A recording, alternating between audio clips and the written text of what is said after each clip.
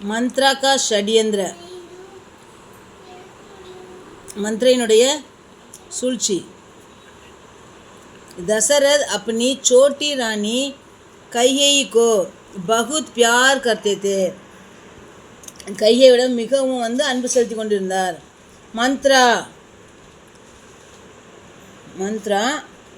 கைகேயி की प्यारी दासी थी।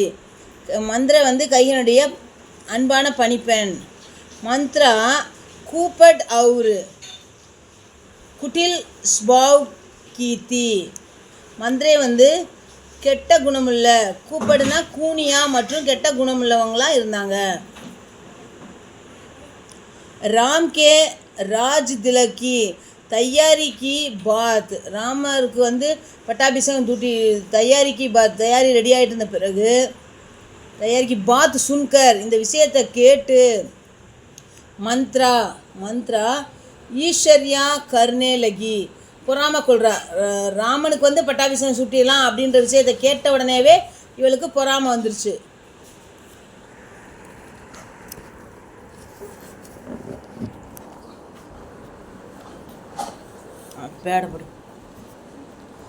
राम के राज तिलक की तैयारी की बात सुनकर मंत्रा ईर्ष्या करने लगी।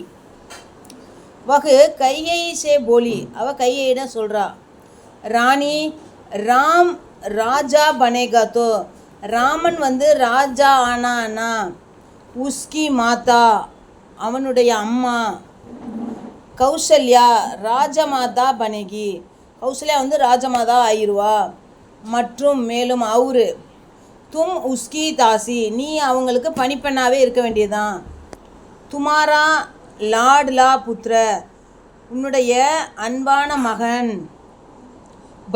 பரதன் ராம் கா குலாம் பனேகா, ராமன் அடிமையாயிருவான், ராமனுக்கு அடிமையாயிருவான்। கியா யஹி தும் சாக்தி ஹோ, என்ன நீ இதைத்தான் விரும்புறியா।